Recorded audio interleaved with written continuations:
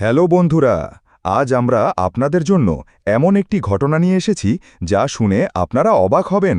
SDM অঞ্জলি শর্মা তার ছোট ভাইয়ের বিয়েতে একটি সাধারণ শাড়ি পরে স্কুটি চালিয়ে যাচ্ছিলেন। খুব সাদাসিধে পোশাকে, কোনো সরকারি গাড়ি নেই, কোনো নিরাপত্তারক্ষী নেই।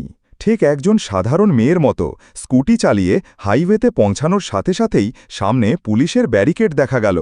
৩-৪ জন পুলিশ রাস্তায় দাঁড়িয়েছিল, আর মাঝখানে ইন্সপেক্টর বিজয় কুমার ইউনিফর্ম পরে দাঁড়িয়েছিলেন। অঞ্জলির সামনে এসেই তিনি তাকে থামতে ইশারা করলেন, তাই অঞ্জলি শর্মা তার স্কুটি পাশে দাঁড় করিয়ে দিলেন। ইন্সপেক্টরের কণ্ঠে একটা বিরতি শোনা গেল। তুমি কোথায় যাচ্ছ? ইন্সপেক্টর জিজ্ঞাসা করলেন। আমার ভাইয়ের বিয়ে, আমি সেখানে যাচ্ছি, অঞ্জলি শান্ত স্বরে উত্তর দিলেন। বন্ধুরা, ভিডিওটি শেষ পর্যন্ত দেখো। ইন্সপেক্টর বিজয় কুমার ওপর থেকে নিচ পর্যন্ত অঞ্জলির দিকে তাকালেন এবং তারপর মুচকি হেসে বললেন, তাহলে তুমি তোমার ভাইয়ের বিয়েতে যাচ্ছ, কিন্তু তুমি হেলমেট পরে নেই এবং তুমি এই স্কুটারটি খুব দ্রুত চালাচ্ছ। চলো, আমাদের চালান দিতে হবে। ইন্সপেক্টর বিজয় কুমার চালান বই বের করার সময় বললেন। অঞ্জলি বুঝতে পারলেন যে এটা একটা অজুহাত। তিনি বললেন, স্যার, আমি কোনো নিয়ম ভাঙিনি। ওহো ম্যাডাম, আমাদের আইন শেখাবেন না।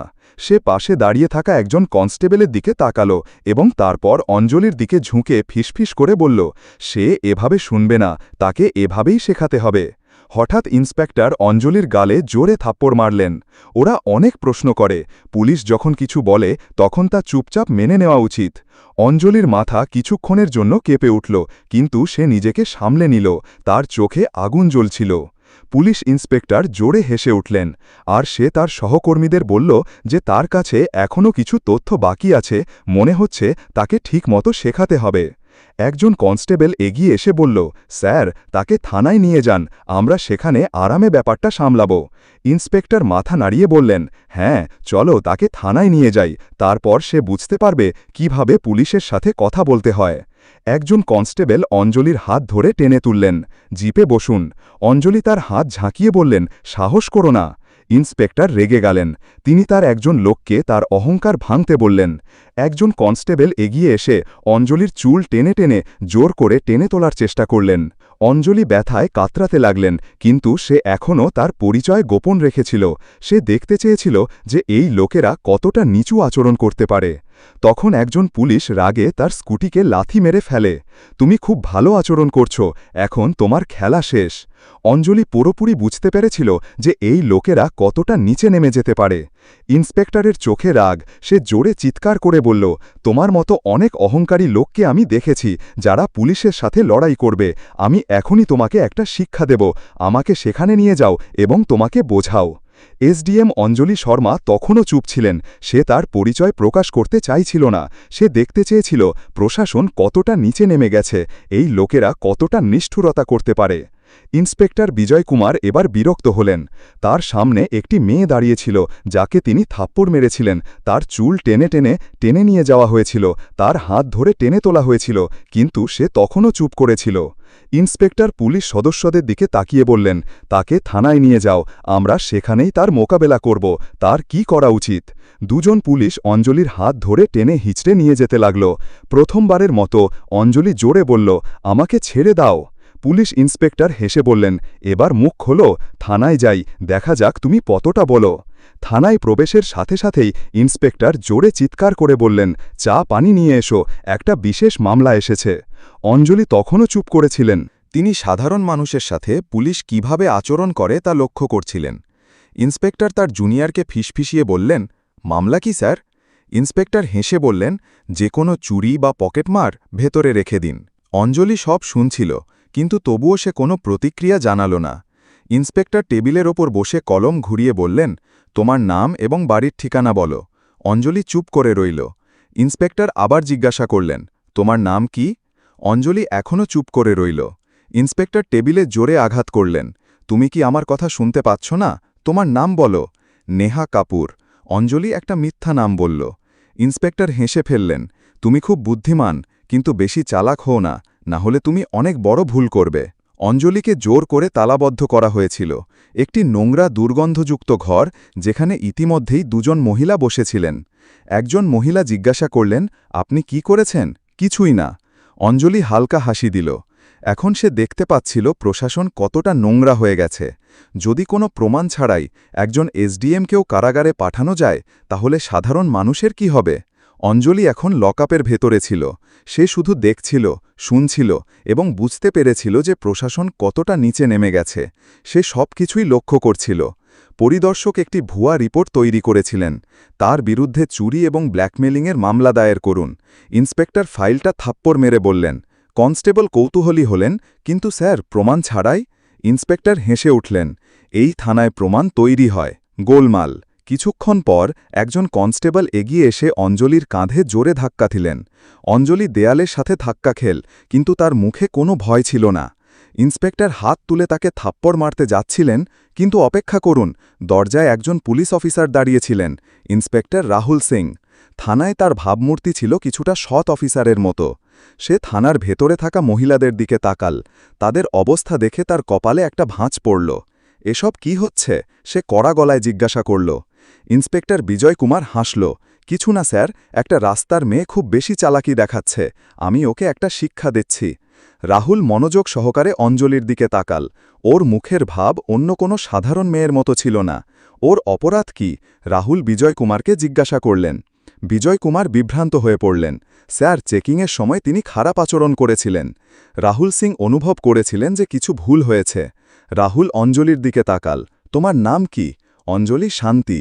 ইন্সপেক্টর বিজয় কুমার হেসে বললেন, স্যার, সে তার নামও বলছে না। রাহুল এখন পুরোপুরি সতর্ক। ঠিক আছে, তাকে অন্য সেলে রাখুন। তিনি কনস্টেবলকে নির্দেশ দিলেন। বিজয় কুমার অবাক হয়ে গেলেন। কিন্তু স্যার, আমি দেখছি কে এটা? রাহুল সিং কঠোরভাবে বললেন। রাহুল সিংয়ের নির্দেশে অঞ্জলিকে অন্য একটি সেলে রাখা হয়েছিল। এই সেলে আগেরটির চেয়েও বেশি অন্ধকার এবং নোংরা ছিল। অঞ্জলি চারপাশে তাকাল। ঘরে একটা ভাঙা টেবিল আর একটা মরিচ ধরা লোহার রড পড়েছিল। অঞ্জলি এখন আরও গভীরভাবে এই প্রশাসনের নোংরা মুখের দিকে তাকিয়েছিল। এই ব্যবস্থা কতটা নিচে নেমে গেছে তার প্রতিটি মুহূর্তের অভিজ্ঞতা প্রমাণ করছিল যে আইন কেবল কাগজ কলমেই বিদ্যমান। হঠাৎ একজন পুলিশ দৌড়ে এলো। স্যার, বাইরে একটা বড় গাড়ি পার্ক করা আছে। বিজয় কুমার চমকে, গাড়ি? কে এসেছে? সৈনিকটি আতঙ্কিত হয়ে বলল, স্যার, গাড়িটি সরকারের মালিকানাধীন।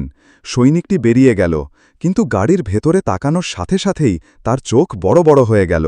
সৈনিকটি তাড়াহুড়ো করে ভেতরে এসে মৃদুস্বরে বলল, স্যার, কি হয়েছে? কে? বিজয় কুমার বিরক্ত হয়ে উঠলেন। কনস্টেবল কাঁপতে কাঁপতে বললেন, স্যার, ডিএম সাহেব। বিজয় কুমারের মুখ ফ্যাকাশে হয়ে গেল। রাহুল সিংও সতর্ক হয়ে গেলেন। এখন ব্যাপারটা অনেক বড় হয়ে গেছে। ডিএম সাহেব থানায় প্রবেশ করলেন। তার চোখে রাগ। তিনি বিজয় কুমারের দিকে তাকিয়ে কর্কশ কণ্ঠে জিজ্ঞাসা করলেন, ইন্সপেক্টর বিজয় কুমার, এখানে কি হচ্ছে? বিজয় কুমার ভয়ে ভয়ে বললেন, সব ঠিক আছে স্যার, কিছুই না, এটা তো একটা ছোটখাটো মামলা ছিল। ডিএম সাহেব টেবিলে পড়া অঞ্জলির ফাইলটি তুলে নিলেন এবং মনোযোগ সহকারে পড়লেন। তার ভ্রু কুঁচকে গেল। তারপর তিনি অঞ্জলির দিকে তাকালেন। এই মহিলার বিরুদ্ধে 420 ধারার মামলা এবং প্রতারণার অভিযোগে ডিএম সাহেবের কণ্ঠস্বর প্রতিধ্বনিত হল। তিনি বিজয় কুমারের দিকে তাকালেন। আপনার কাছে কি প্রমাণ আছে?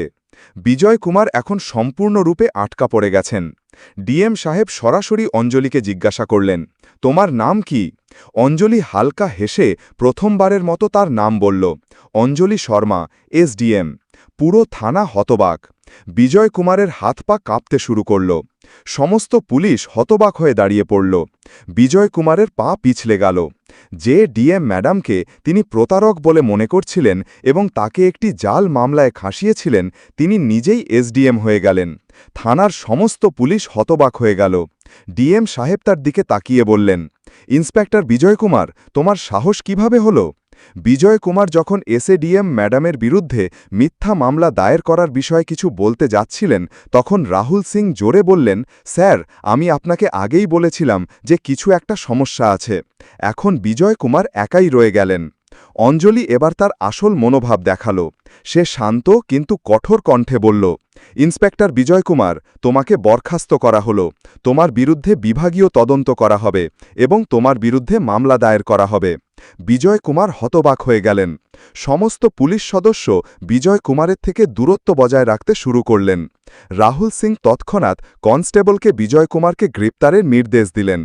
কনস্টেবল বিজয় কুমারকে গ্রেপ্তার করার জন্য এগিয়ে যাওয়ার সাথে সাথেই বিজয় কুমার হঠাৎ তার পকেট থেকে একটি কাগজ বের করলেন। সে হেসে বলল, কিন্তু এই দেখো। সে কাগজটা বাতাসে নাড়ল। ডিএম সাহেব এবং এসডিএম অঞ্জলি মনোযোগ সহকারে তাকাল। বিজয় কুমার তাতে স্ট্যাম্প মারলেন। এই হলো আমার বদলির আদেশ। আমাকে 3 দিন আগে বদলি করা হয়েছে, তাই এখন তুমি আমাকে সাসপেন্ড করতে পারো না। থানায় আবার নীরবতা নেমে এলো। অঞ্জলি কাগজটা হাতে নিয়ে মনোযোগ দিয়ে পড়ল। এটা কি আসল? ডিএম সাহেব কড়া গলায় জিজ্ঞাসা করলেন। ডিএম সাহেব রাহুল সিংয়ের দিকে তাকিয়ে বললেন, এই কাগজটা তাড়াতাড়ি পরীক্ষা করে দেখো।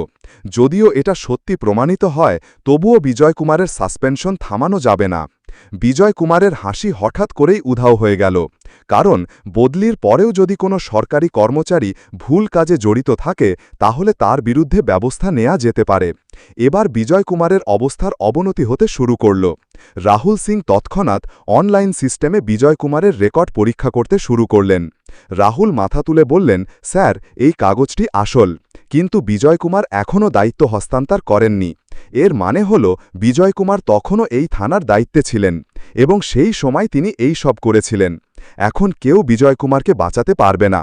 এসডিএম অঞ্জলি সরাসরি বিজয় কুমারের দিকে তাকিয়ে বললেন, এখন তোমার আসল জায়গা হবে তোমার নিজের জেলে, তাকে গ্রেপ্তার করো। ডিএম সাহেব এই নির্দেশ দিলেন। বিজয় কুমারকে গ্রেপ্তারের নির্দেশ দেওয়ার সাথে সাথেই পুরো থানা কেঁপে ওঠে। বিজয় কুমার প্রথমবারের মতো বুঝতে পারলেন যে তিনি এখন পালাতে পারবেন না, কিন্তু হঠাৎ তিনি বললেন, অপেক্ষা করুন এসডিএম ম্যাডাম, আমি একা নই। বিজয় কুমার হেসে বললেন, ম্যাডাম, আপনি কি মনে করেন যে এই থানায় আমিই একমাত্র দুর্নীতিগ্রস্ত ব্যক্তি? সে থানার অন্যান্য পুলিশ সদস্যদের দিকে ইঙ্গিত করে বলল যে এই সব আমার কাছেই আছে। পুরো চেনটি ওপরের দিকে সংযুক্ত। থানার কিছু পুলিশ সদস্য ঘাবড়ে যেতে শুরু করে। রাহুল সিংও সতর্ক হয়ে যান। এসডিএম অঞ্জলি ডিএম সাহেবের দিকে তাকিয়ে বলেন যে এই পুরো থানাটি তদন্ত করা হবে, এখন কেউ নিরাপদ নয়। ডিএম সাহেব তৎক্ষণাৎ দুর্নীতি দমন পুলিশ দলকে ডাকার নির্দেশ দেন। এবার পুরো থানায় তোলপাড় শুরু হয়ে গেল। দলটি তদন্ত শুরু করার সাথে সাথেই কিছু পুলিশ সদস্যের মুখ ফ্যাকাশে হয়ে গেল।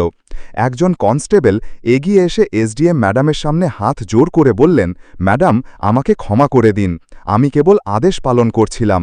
হঠাৎ একজন পুলিশ সদস্য একটি ফাইল বের করে বললেন, ম্যাডাম, আমাদের সিনিয়র অফিসারও এতে জড়িত। কোন সিনিয়র অফিসার? ডিএম সাহেব রেগে জিজ্ঞাসা করলেন। পুলিশ অফিসার ভয়ে ভয়ে উত্তর দিলেন, এসপি সাহেব। এখন পুরো ব্যাপারটা চরমে পৌঁছেছে। থানায় নীরবতা বিরাজ করছে। ডিএম সাহেব একটা দীর্ঘশ্বাস ফেললেন এবং তারপর কঠোর কণ্ঠে বললেন, এই থানার পুরো কর্মীদের তাৎক্ষণিকভাবে বরখাস্ত করা হলো। এই নির্দেশ দেওয়ার সাথে সাথেই স্টেশনের পুলিশরা হতবাক হয়ে গেল। কিছু পুলিশ তাদের ফোন বের করে কাউকে ফোন করতে শুরু করল। কিছু লোক মাথা নিচু করে চুপচাপ দাঁড়িয়ে রইল। আবার কিছু ইন্সপেক্টরও পালানোর পথ খুঁজছিল, কিন্তু কেউ পালাতে পারল না। এসডিএম মঞ্জলি ডিএম সাহেবের দিকে তাকিয়ে বললেন, এখন আমাদের এসএসপি সাহেবের কাছ থেকেও উত্তর পেতে হবে। ডিএম তৎক্ষণাৎ এসএসপিকেও ডাকতে নির্দেশ দিলেন। এই বিষয়টি এখন পুরো জেলায় আলোড়ন সৃষ্টি করেছে। কিছু সাংবাদিক থানার বাইরে গোপনে দাঁড়িয়েছিলেন। পুরো থানা স্থগিত করার খবর পাওয়ার সাথে সাথেই তারা খবরটি ছড়িয়ে দিতে শুরু করেন। এখন বিষয়টি প্রকাশ্যে আসতে চলেছে। ঠিক তখনই কালো কাচের একটি গাড়ি থানার সামনে এসে থামে। এসএসপি সাহেব নিজেই এসেছিলেন। এসএসপি সাহেব থানায় পৌঁছে গেলেন। তিনি চারপাশে তাকালেন। পুরো থানাকে সাসপেন্ড করা হয়েছে।